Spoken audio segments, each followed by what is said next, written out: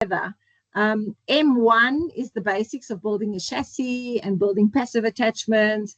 And then M2, we go over to adding sensors and then doing programming that uses the data from the sensors. And then we do gearing and powered attachment. So it's always form and function, all right? So the form is the building, how you build the chassis, how you build the passive attachments, how you build the powered attachments, how you attach the sensors, whereas function is the programming. So how do you program to navigate? How do you program using a passive attachment? How do you program using sensors? How do you program to use powered attachments? Okay, so what M3 is then about is bringing the whole lot together, and strategy is just that part of it. And I'm just going to, my camera, I don't, this is always coming in my way here. Okay, go, right. So the M3 is really about strategy. And for that, we've introduced a robotics competition. And this year it's called Robo Farm. And it's a farm. And I'm just going to, it's got a whole lot of missions. And what you have to do, what your team has to do, is then program the robot to perform one or more of these missions within 2 minutes. So it's 120 seconds, and then you get the points. And the scoring is all detailed in one of the documents. So I'm just going to make sure, Cyan, have you found all the documents already for M3, for the competition? Sia has sent everything to me. So we do have it, and we do have a mat as well. For the Robo Farm? Yeah. Oh, excellent. All right. Then we're all sorted. Okay, so I'm going to ask Marina. Marina, do you have the show and tell there with us for the Science Center? Marina? Dr. Ross? Yes. Do you have something to show there? We did took some video, but yes, we can do it again. Have the boys left? No, the boys are here. Let me just switch on my camera. Let them show us what they're doing. Don't panic, okay? Okay, these are the holiday boys, and they've got now they've built us a Spike Prime robot, and they've been practicing. Hello, gentlemen. Hi. Please tell me you're going to do at least one mission. No, we got 1, 2, 3, maybe 4. So we're doing 4 missions now. Perfect. Wow. Well done, Marina. You're a good coach. So first we're going to start with the ship. Okay. Okay. So there's 6 sheep in total. Okay. Yes. So here is our Robo Farm mates. We have 6 sheep.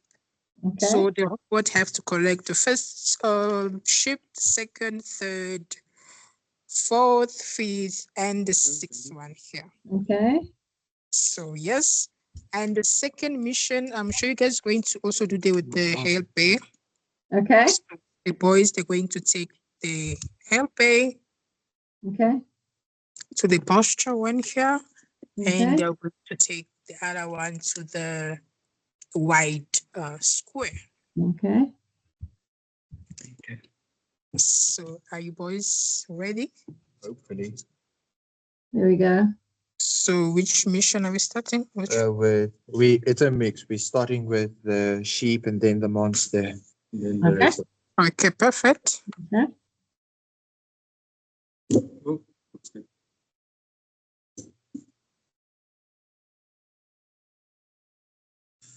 Okay. Just down a little bit so we can see. There we go. Nice. 2 sheep. 2 sheep. Nice. 3 sheep. Yeah. The monster. Oh, wow. Okay. And into the barn. Lovely. Excellent. The oh, cool. I love it when you don't drive over the sheep. No.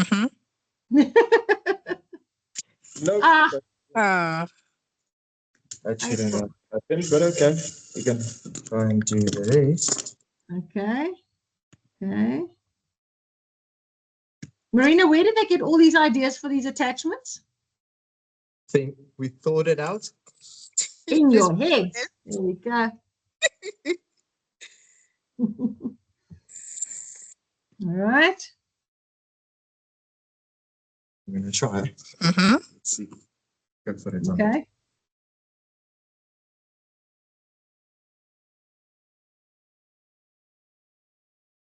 Oh, nice. Perfect. So we got Well one. done. Here working on the second one. Okay. Nice. That's all we have. And you still get some point. Good. Okay, so we get an update tomorrow then, gentlemen. Yes, we will be done by tomorrow. No pressure. No pressure. No pressure. No pressure. Oh, no. Oh, thank you so much. Thank Yes. you, Marina, for coaching them. We really appreciate it. Thank you, Dr. Ross. And tomorrow I'm sure we complete all mission, everything in 2 minutes. I am sure that your team is going to do you proud. Yes, definitely. So thank you very much. That's our Science Center team, busy working very hard. Thank you very much, Marina, for coaching them. Thank you, Dr. Yeah, Ross. there we go. All right. So what Marina didn't allude to is that we had like 103 learners last week. It was a bit more chaos. So I think Marina, you're appreciating just calmness with one team, working with one team. Yes, it's definitely a different vibe there, but good. Excellent. Okay, so really welcome. We're going to do unit 2. Yesterday we kind of explained how to go from your requirements, how to understand what you have to do. The presentation I'm going to do now is really on how to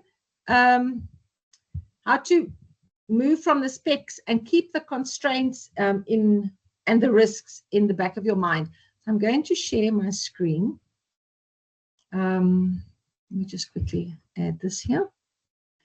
There we go. And I'm going to ask somebody whether they can see my screen.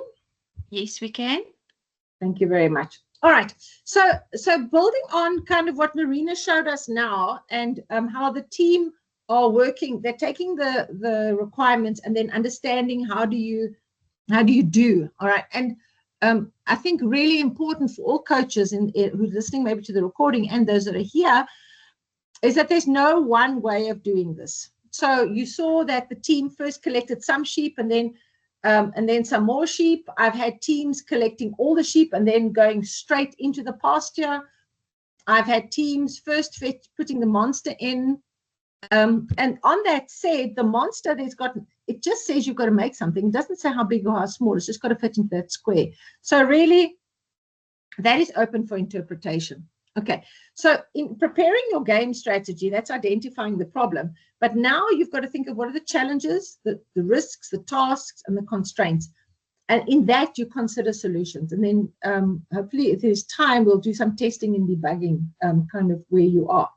Okay, so whenever you have a problem, it's got to be you've got to define the problem, and then you've got to consider the problem solving. And this is where those skills are developed. But there are always challenges. There's tasks that you have to do.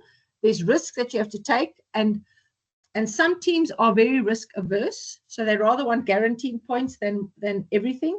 And so they'd rather just try and push it in halfway and get half the points. They'd rather put 3 sheep into the pasture than bother to put all 6 in the pasture. So that's your risk. There are always constraints. And the biggest constraint is there are only 120 seconds in 2 minutes, and that's just what it is. All right. I said to you yesterday as well, and this is the 21st century skills we're talking about. There are skills that need to be developed, and the only way you're going to develop the skills is with time. And you've got to create that opportunity for your teams then to problem solve from various angles, to think critically of who they're going to do. And maybe here's also a good time to ask coaches, please do not do it for your learners. You are doing them a disservice. Let them think. Let them be creative. Let them be innovative, because in there is the learning process. If one attachment doesn't work, well, then maybe change the attachment. And if it does work, yay, can you make it better? Even better. There has to be collaboration. And please never solo. even if you have a team of say 4 and 2 and 2, one group works on the one mission and the other 2 work on the other mission. But never, ever, ever let one learner be responsible for everything, for all the programming, and the other one for the building, and the rest are just hanging on. 4 is your absolute minimum. And 4 to 6 is a good number, but not, please don't, because it's a lot of work. All right. And then this computational thinking, this incremental, start one thing, do another thing. So get 2 sheep in, then think what you're going to do next. What is the next task you're going to do? Okay. When you define the problem, you've always got to see, well, what is given. And the good thing is to have a list of missions. So you've got the sheep, you've got the bale, you've got the food, you've got the, so list them all, the missions, and then say, okay, so what is the problem? Well, obviously, then Robert must then complete the missions to score the points. But, and then there's always this procrastination of where do we start? Well, we start by doing, all right? Start in base and decide from there what is the quickest way you're going to get guaranteed points. That's minimum risk. Okay. And then there's always the continuum. So either you do nothing or you do everything, or you do somewhere in between it. And I would say, to keep it real, speak to your team and say, which of the missions do you think we can do in 2 minutes? And then you decide, which are we going to do? And then every time you have a session, every whatever day you're practicing, which day you're going to do it. All right. So once you have the problem and the requirements, you can solve each part of it. So there you've got deliver the hay, feed the animals, herd the sheep, add a new animal or a monster, close the gate, collect the eggs. There's nowhere where you have to start. Actually, initially, we put all the mission objectives in alphabetical order. Okay, there's no way that what is right and what is wrong, all right? But your team must decide, what are they going to do? I can tell you now up front, collecting the eggs is the most difficult. But maybe a team decides to start there and just go, collect all the eggs, and then you go, I don't know. It's up to your team, and let them try out some of the missions. Okay, so one of the biggest challenges I have seen in all the teams is this thing of procrastination where they just don't get started. So can I ask that you just build a robot and put 1 sheep into the pasture? Okay, so that is, just end the procrastination, just get it a doable, something that you can do, that it's like no big deal, that's just done. Okay, you're going to design and build a robot. Okay, so how big is it? Well, the robot's got to be fit in base, and it's got to be so big by so big. That's the maximum size. But if you build it smaller, whoop, whoop. Okay, then you've got to have attachments. But the same attachment that you push the monsters might be the same attachment that you push the sheep. Do you need sensors? And if you do, how many do you need? But I must just ask that you do not add sensors if you're not going to use them. That adds weight to your robot. Okay, so, and that uses power. So if you're not going to use sensors, don't. Okay. And then you program the navigation, you've got a program for the attachments, and you program the sensors. And I plant enough trees, use paper, use scrap paper, use color crayons, but all those things are part of your learning. And I'm just thinking, even for the homeschooling, that could be part of a project. And then you've got an oral mark, and you've got a written something where you put it all together and you write a whole essay about it, because then you have evidence. Okay. And if you look at what Marina was showing you, if you look at it, I mean, the sheep are all scattered all over the place. Ding, ding, ding, ding, ding, ding, ding. All right.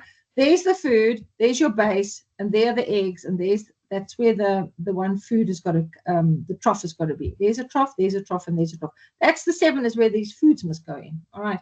The hay bales, there's the hay bale one's going there, and the other hay bale must go there.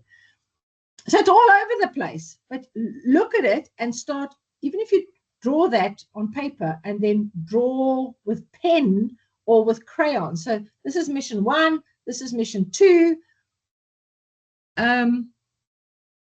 I know it's just tempting just to do a hit and run, all right? But rather just do a documented strategy. You'll see how the strategy, remember, we're trying to develop skills. We're trying to develop problem-solving skills, and that contributes to problem-solving. I just heard somebody's coming in. Tumelo, have you admitted them? Okay. All right, so the next thing here is the score sheet. This is on the last page of the document. And for me, I would have a score sheet completed at the end of every class or every session that the team meets. And not for anything else than to say, look how we've progressed, all right? Today, we want to aim to get 50 points, tomorrow 100, next thing, da-da-da. So you've got to see progress and plot it, make a graph and say, look, our points went up like that, or our points went up and then we stagnated and then we went up and then we took this mission off. And so you can explain a graph of points that you earned, all right? And don't forget there's bonus points as well. So let your team strategize and look at this and say, look there. If we manage to get all the animals, make all the animals are fed, wow, if the hay bales are delivered and each trough has food in it, you get extra 50 points. Maybe that is worth more than getting the 50 points for the eggs. Okay. That becomes your strategic conversation. And there's always that constraint of 120 seconds. All right. This score sheet needs to be printed multiple times. And after every session, you have it. And this is your evidence that you have. It always bodes well when somebody asks you, what is your progress? And you say, well, as a team, we've been working on this project now for, say, 6 weeks. And look, every week we've been upping out things. Every week we've learned something. Well, what did you do? What did you do in week 1 to week 2? Well, in week 2, we added a gripper. Or in week 2, we decided to push our limits and get all the food in, because we can get bonus points there. And then your team needs to be able to justify what their strategy is. All right. The challenge is always about time management. For the virtual gear competition, we have at the end of each term, we kind of close it and then we do a counting for it. But that gives you an opportunity to enter multiple times. So if you want to enter, say, at the end of term 3 and again at the end of term 4, that's fine. It shows growth. Okay, it shows growth. All right, the tasks are the list of missions and you must divide them up and then you must delegate. So I put in capital letters what the verb is, and you must delegate. All right, but the team members must discuss and choose. And please, you as the coach, don't go in and tell them what to do. The team members need to discuss and choose. Okay. Then you can divide it into tasks and you can order it. You can decide in which ways you're doing what. All right, but there must be an order. And so we have a chief order officer. And so the chief order officer has got the explicit order in which missions are run, and usually on a piece of paper, and then they can scream it out or shout it out or sing it out or whatever they want to do. But it's a good idea that everybody's involved in the robot run, doing the runs and scoring the points. Okay. Risk. Okay, so there are actually many risks. And if you have a mitigation strategy in place, even better. Okay, the first one is that the robot's going to run out of power. And time again, the teams work with their robot. They work them for 2 or 3 or 4 or 5 hours. I'll tell you now that by the time it comes to hour number 5 and the robot's been running, your battery is so low that your programs are going to start misbehaving. All right. What happens then is the teams change the programs that were working to accommodate the running out of power. And so can I ask that your robot has a power master or somebody to make sure that it's charged? And I would say when the team takes a break after an hour, let's get the robot charged. Okay, rather keep the robot as fully charged as possible. Okay, there's a huge risk that the robot is dropped. I've seen it multiple times. I've seen it very traumatic for everybody. Okay, the robot must be carried with 2 hands, top and bottom. Okay, and you always have to walk. Okay, the programs get lost always. Oh man, and you need. I know you as a coach want to take over and make backups, but the team needs to take responsibility for that. So can I ask that they have a USB or it goes to the cloud? I don't care where it goes to, but you must have yesterday's program saved in a folder with dated, and so that they know that those are safe. And then you use this week, the next day's programs, and you change it, and then you save it, but you can still work on it. so that you have a yesterday copy and a previous day copy and a previous day copy. Okay. Missions are misunderstood. Okay, and it's not because it's malicious or anything. They just are misunderstood. So teams need to talk and discuss options and alternatives. All right. There's always the risk that one player does all the teamwork, the programming. Yeah, it's not teamwork. Okay.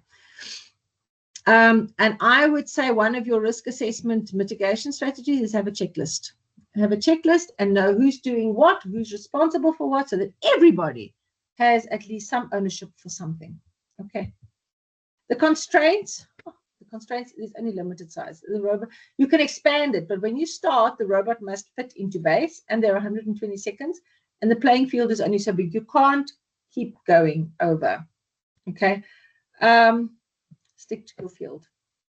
All right. So you will need time to collaborate in the competition, and you do need to allocate each part to a group within the team. Very important, you need to document, and I really encourage you to make lots of drawings and diagrams and discussions, but keep notes. Keep notes of where you're going so that you don't get into this infinite loop of doing exactly the same thing over and over and over again. Okay, what can go wrong? Well, there's a lot that can go wrong. Yeah. A lot can go wrong, but if you're documented, you can actually have a strategy to go back and see what you. Okay, so here's my list, and is it all worth it? So I have been doing virtual gear since 2000, and I think the official first one was 2015, 2014 we did a trial run. So we've been going now for 10 years. Okay, it's a learning experience. It's the whole system of virtual gear is a learning experience. All right, it is half a mat. There's a powered attachment, a passive attachment, there's navigation, there's a little bit of sensing, there is definitely a strategy, there is. So all the boxes in M1 and M2 are ticked. All right, it's about learning the art of problem solving. It's about trial and error. Sometimes you need to try something. All right, you need to have a strategy. You need to identify the risks and mitigate them. You need to share the tasks. You need to tackle challenges together. You need to adapt to the constraints. It is only so big, and for this one, the sheep are only so big. You've got to make the attachments that much lower. Otherwise, you're going to drive over the sheep. All right, but is it worth it? You've got perseverance, you've got optimism, you've got precision, and you've got practice. And when you get it right, will you please celebrate? Okay. I don't know where this one is going to work here. Okay, none of my videos seem to be working today. I need to get them out. So this was a couple of years ago. These boys were practicing in a garage. It is a very loud. You'll notice that we've got the margarine container, we've got the nuts. It's exactly the same. It's just always a story. And maybe just also that if you don't have a mat, you're welcome to use insulation tape and just stick it down. All right. This was another previous one. I don't know if the videos are going to work. I think I moved all the videos. I'll have to get it relinked. And this was my very first team. Wow.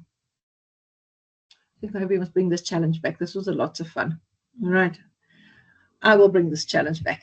And then that's the end. And then I will show you what they did with that challenge. Is it not going to work? No, it's not going to work. All right. All right. Are there any questions before I go into the next session? Any questions? Has everybody got the mat?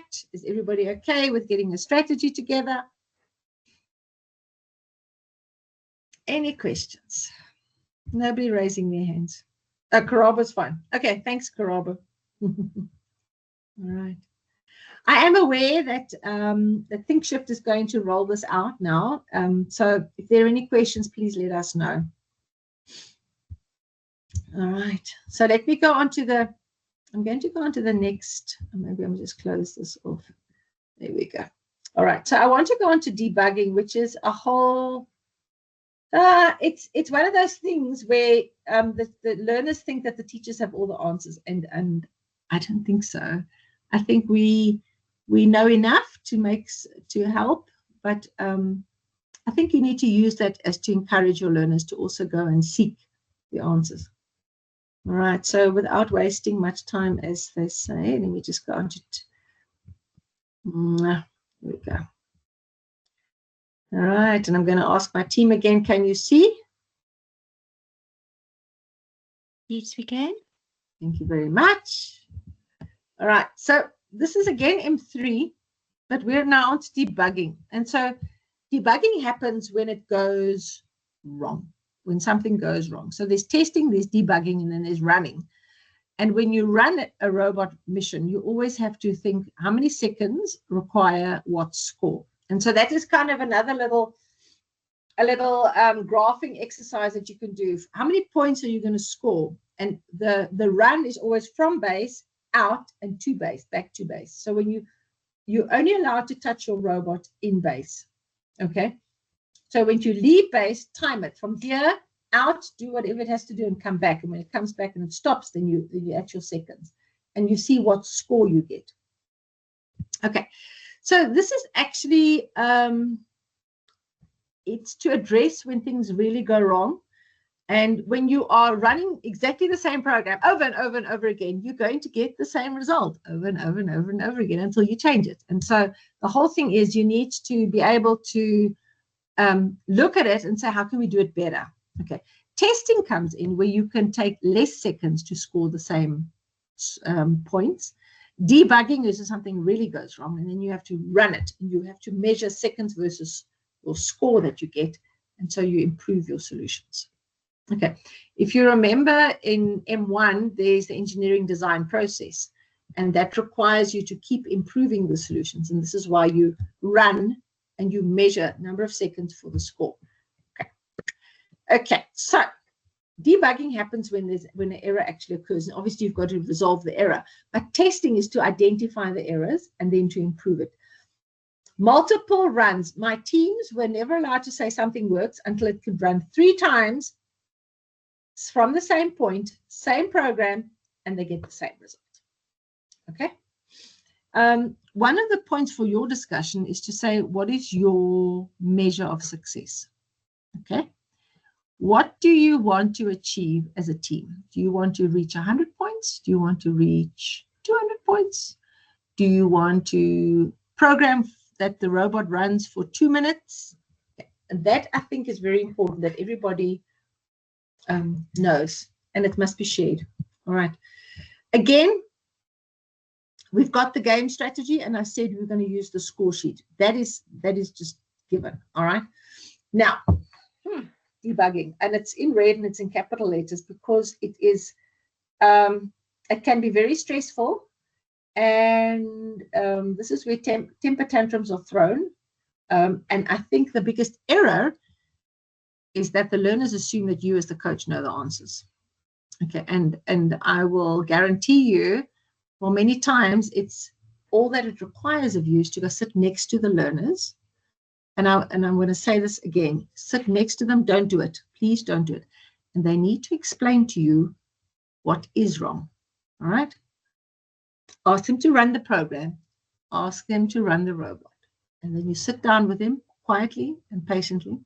And you ask them, so what is wrong? Let them identify the bug.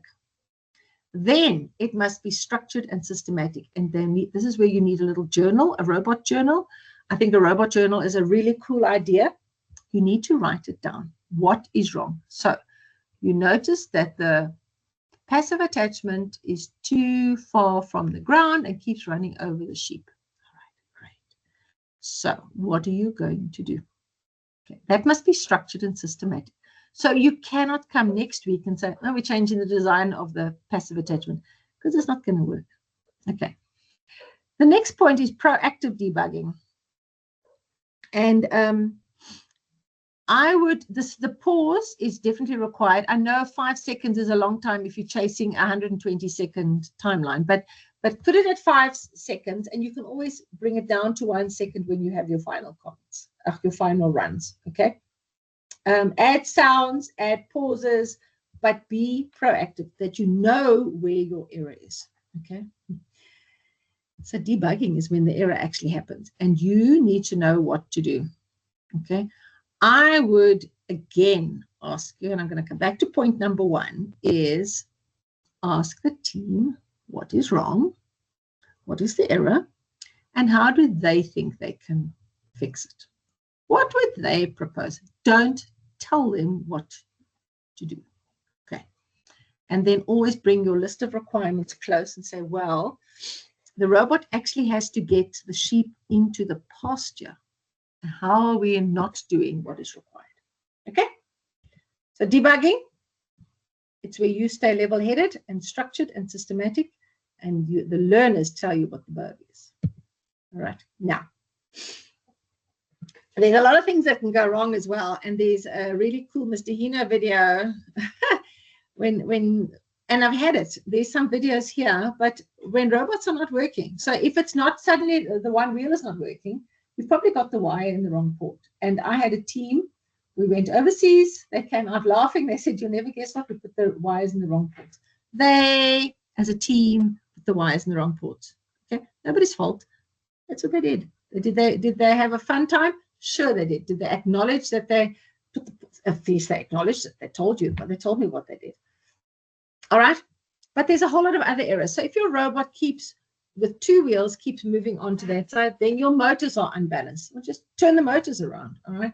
If the wheel keeps slipping, your wheels are probably dirty. You know how to clean wheels? You let it run for 10 rotations and you hold just a little damp lappy to it, and then you clean the tires. All right. If the robot is too heavy, your wheels might be flipping out. And that's why you put a frame around it. If you, but watch Mr. Hino's video. The quickest check is if you get port view on your screen, and make sure that everything is connected as it says. And the port view will give you what is attached, and make sure those letters are reflected in your code. All right. Oh, and there's another one that I love, is make sure that they know where there's a 0 rotation or a 0 degrees. 5 rotations is not 5 degrees. 5 degrees goes 5 rotations is 5 turns, so not the same thing. Okay, watch them. You're not the first to get errors. Okay. All right. So testing is really not sitting down and programming the whole thing today and then running it tomorrow. You've got to do parts. Okay, so put your robot down, go to the first sheep, that's working. Then you take it back, then it goes to the first sheep, it turns, goes to the next sheep, test it, it works. Then you do that, and you go into the pasture. You've got to test every single thing. Nobody's impressed by a long code. Nobody. Okay. All kids have phones, so take pictures of changes. Take pictures of videos when they change it. Make a documentary on the life and times of my robot, whatever your robot's name is. All right. And if there's somebody who's not quite involved who wants to be part of the team, make them the manager of the documentary. Okay. There are multiple things why my robot doesn't dive straight. It might look odd. This coding is from a previous, so this is EV3 lab version. Don't be put off by that. There's some good information in here, even though the programming language might be different. So I'm asking you, look at what other people have posted. In this world, there are 100,000 robotics teams, and I think there are many more coaches or learners with experience. Okay. All right, so your criteria for success. Okay, so optimal score, you've got 3 tests that can run concurrent. That's successful. You fit into 120 seconds, you've got a strategy, you decide what you want to do as your success. All right. And then just to go back here, how did you deal with the bugs? All right, one by one by one. Okay. Again, allocate the time to each group. Make sure that you have decisions well documented, and please keep diagrams and discussions. Take videos. Some of it can be fun. It doesn't all have to be work. All right. And things go wrong. And this is back here to this thing. If it's all worth it, what have we learned? You are busy building and creating and developing problem-solving skills. All right. So let them. All right. And thank you very much. That is my 2 cents. I'm going to stop sharing now. Are there any questions? Any questions? Anybody want to ask anything? Anybody already entered the team or is going to plan to enter a team this term? The term that comes, term 3?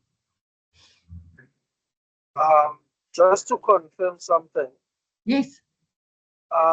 For attachments, so are learners allowed to change attachments during missions and when it goes back to the bay? And they can change attachments as much as they like, but only in base. Okay. Otherwise they get a penalty. Yeah. So when they're in the base, do we pause the time or the time does it still continue running? Timer keeps running. Okay, thank you. Yeah, so it's amazing to watch, and I will get you a video. Hopefully the video will be running tomorrow. Let me see whether I can get it right. It's important that they learn to synchronize movement. And if you watch a synchronized team on a robot table, it's amazing. All right. But this comes into teamwork. They must know that these two learners, they run say the sheep, then they step back, and then 2 of their friends come. As the robot comes in, they change the attachment that goes out, drops the hay bale, comes back. They can put the other attachment back on again, but it must be synchronized. They must know exactly what they're doing. That is teamwork. That is teamwork. All right. Almarie, you want to add? Just an observation that I've seen last week when we ran virtual gear at UNISA. Yes. The teams don't realize how quickly the 2 minutes go. Yes.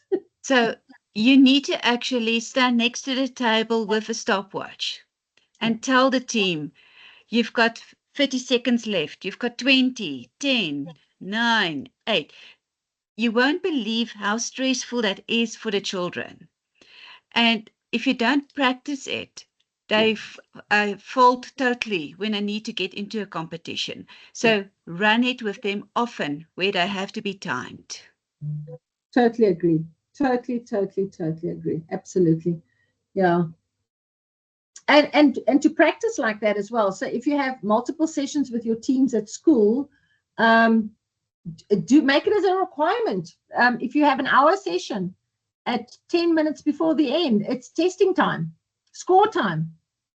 And every robot must come to the table, score time, and you can, like your time in the kitchen, the time in the robot room has ended now.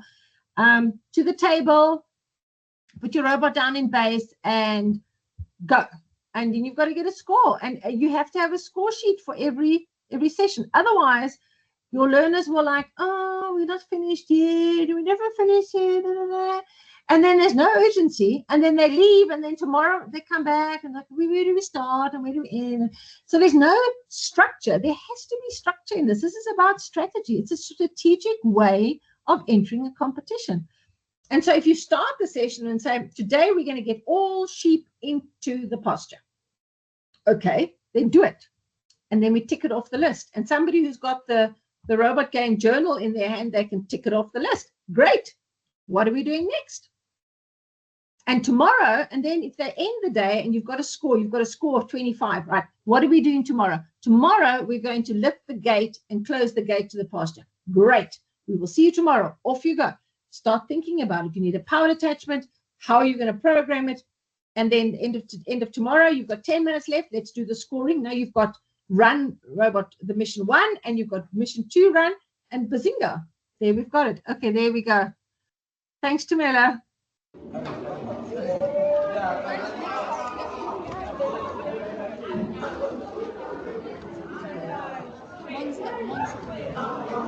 Oh, and name the programs. Name the programs so the children know what the programs are. Clear the brain of all other programs. There we go. Look how nicely that goes. All right, so they brought the monster to base. That was easier, and then to move straight into the barn. That's fine. You see how they're all working together? And then they've got the sheep, you go straight into the pasture. There we go. There you go, nice and easy, and no risk. So they've taken off the risk rather than fetching it and then taking it to pasture.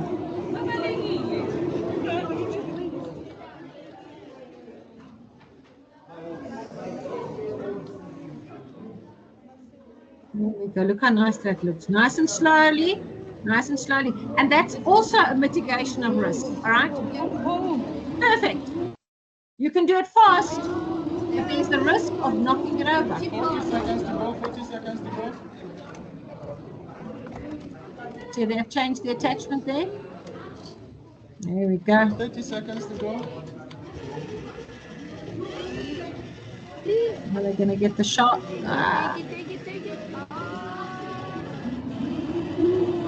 Oh dear. 19, 18, 17, 16, Oh no. 14, 13, 12. So now in theory they could just turn it around and push it in. They could have just pushed it in. 3, 2, 1, 0. Ah!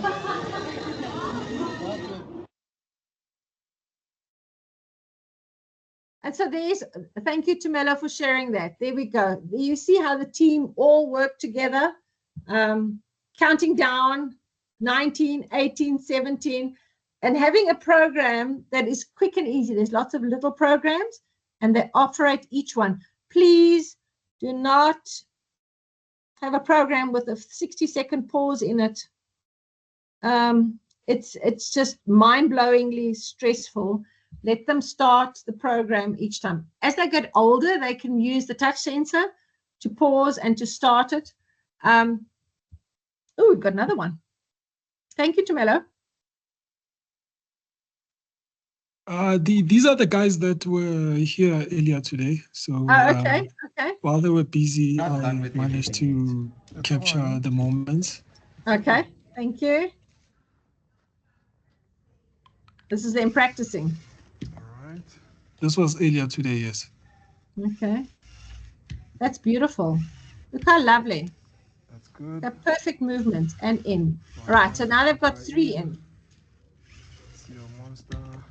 Okay, and there's a powered attachment. Turn it nicely, nice and slowly. And slowly is also, they're perfect. Ah, I didn't open. You're not allowed to interfere like that. Okay, I think they were supposed to pick up those sheep. What's happening? It went too far. Okay, Got stuck. You can't interfere. it's fine. You can't interfere whilst the robot is running. There we go. Okay, that's got 1 down. There we go. Ah, it lost it. Everything. It's nervous now. Yeah, lost It's it. nervous. This is a really cool one. And look, it's got eyes as well. All right, so this is a really cool attachment. And it's a passive attachment. Turn, turn, turn, and it goes round, and it, I didn't drop it. Okay, now there's total chaos. All right, I'm going to try again. It's a very fancy robot, this. There you go. No, dear. I'm going to try again. There we go. It was early this morning. Very early. So the robot was still cold. Yeah. And Okay, it they've did got the perform two well sheep in. this time around. Okay. There you go. That's good. It performed well early in the morning, I promise. You read. As long as it leaves the monster behind. Up. There we go. That's lovely. There we go. Okay, now another sheep. Nice. Toch. Okay. There you go, another sheep. The sheep got stuck. Hey, toch.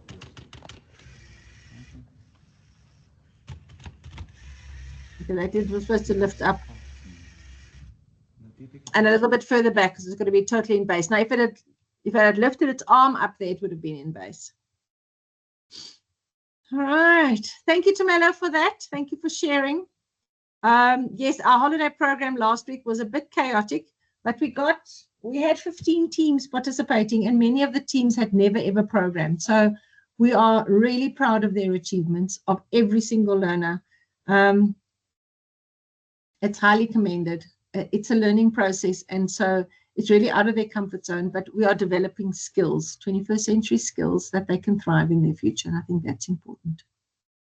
All right. This has been a really cool session. I'm just asking Karabo, Pinky, Renette, Cyan, any other questions, or are we good for now? I'm good on my end. Cool. Thanks, Karabo. Thank you. Pinky? No, Renette? I'm also good. That was really interesting and helpful. I'm new. Renette, are you new? I'm new, ma'am. Okay. Yes, Have but I need this. Your explanation is wow. So Right. well, ma'am. So the way you explain, it seems like you're preparing for an exam. We are developing the skills for our learners. Yes, yes. Okay. Absolutely. Okay. Renette, So are you a teacher? Are you an educator? Yes, I'm a grade R educator. A grade R educator. Oh my goodness, this is a bit out of the grade R's league, but okay, let's push them. Okay. Yeah. Renette, are you registered for any of the short learning programs?